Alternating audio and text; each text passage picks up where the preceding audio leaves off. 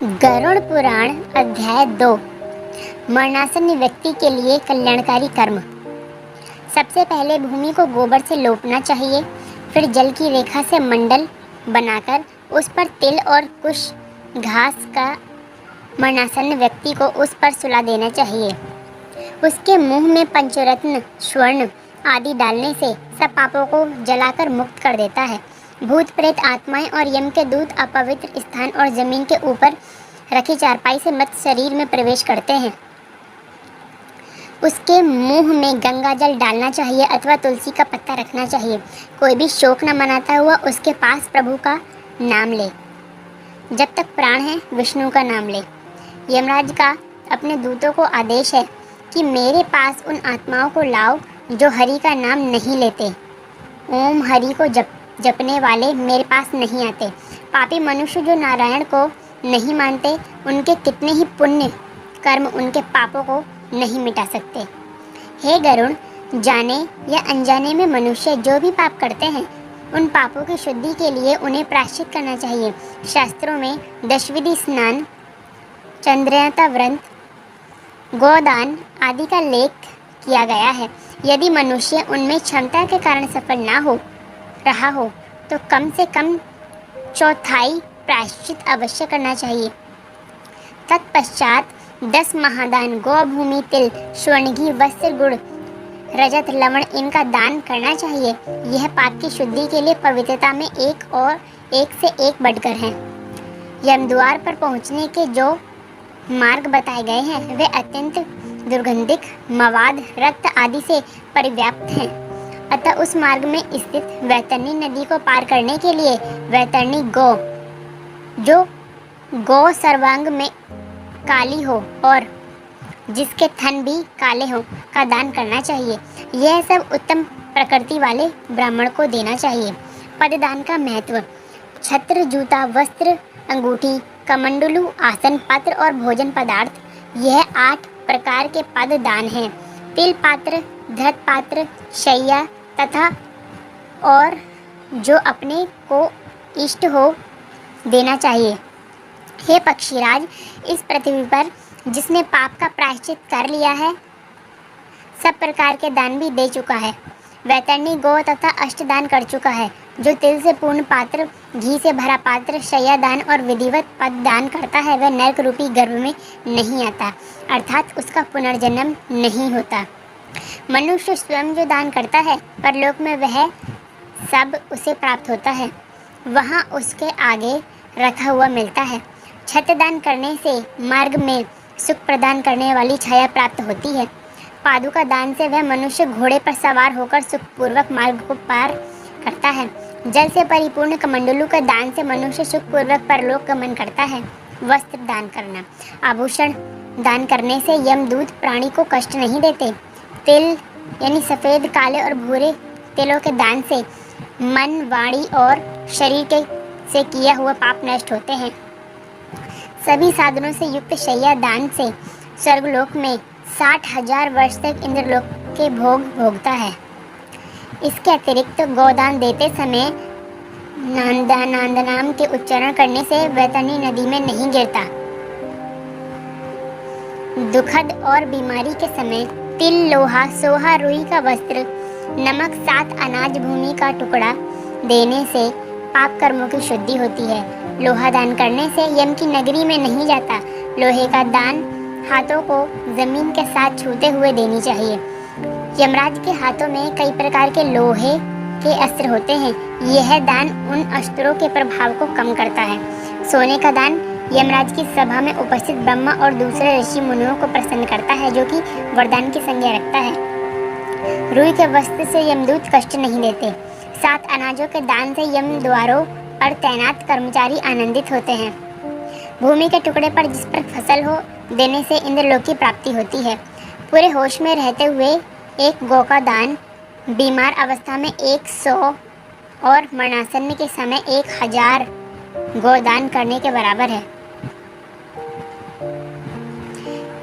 एक गौ केवल एक जन को ही दी जानी चाहिए। वह यदि इस गौ को बेचता है या किसी दूसरे के साथ इसका बंटवारा करता है तो उसका परिवार 7 पीढ़ियों तक पीड़ित रहता है। गोदान करने की विधि। काली या भूरी गौ के सींगों पर सोने का पत्र और पोलो की चांदी पहनाएं।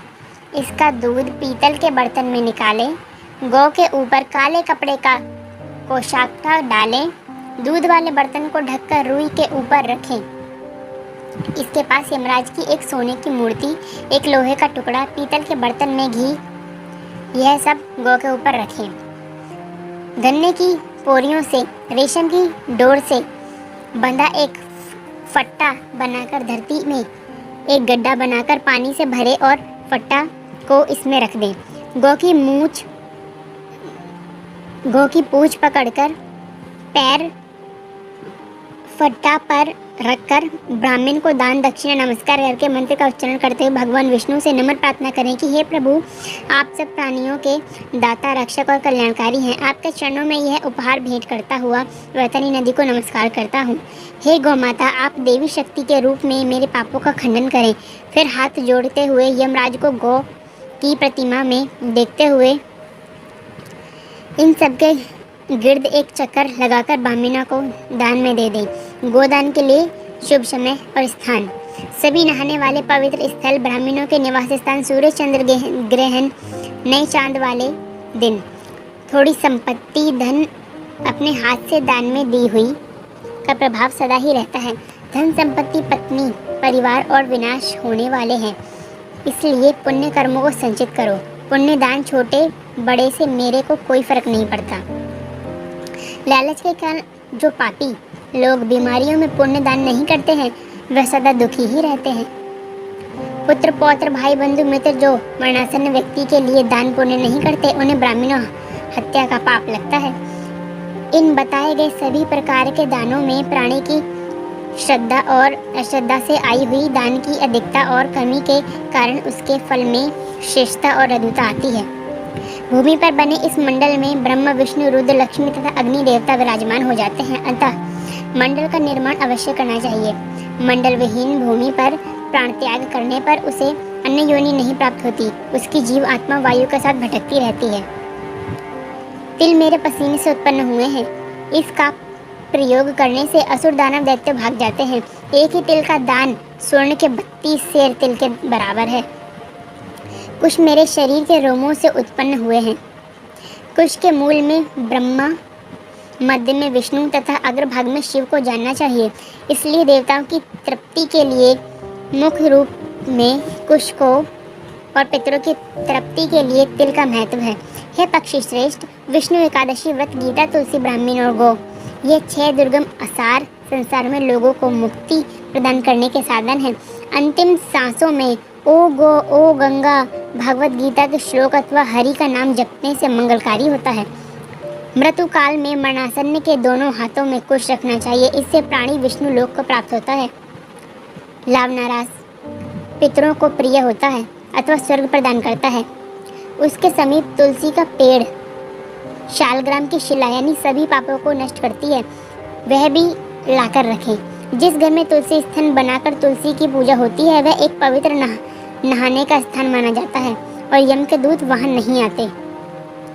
इसके बाद यथा विधान सूतकों का पाठ करना चाहिए। ऐसा करने से मृत्यु मुक्तिदायक होती है। शोक न मनाते पुत्र को सर मुंडवाकर नए वस्त्र धारण कर अपने प्रियजनों के साथ लाश को नहलाना चाहिए।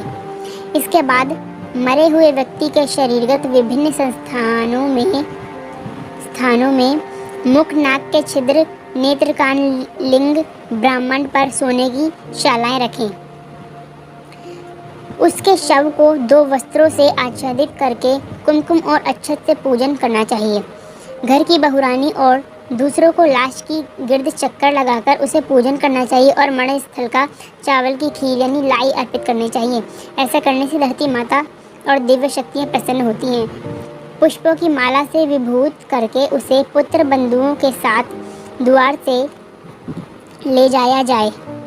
उस समय पुत्र को मरे हुए पिता के शव को कंधे पर रखकर स्वयं ले जाना चाहिए। यदि मनुष्य को मोक्ष ना मिलता हो तो पुत्र नरक से उसका उद्धार कर देता है। जो पुत्र लाश को कंधा देता है उसे हर कदम पर अश्वमेघ यज्ञ का फल मिलता है। तो आज का अध्याय यहीं समाप्त होता है। अगले अध्याय के लिए हमारे चैनल को सब्सक्राइब करें।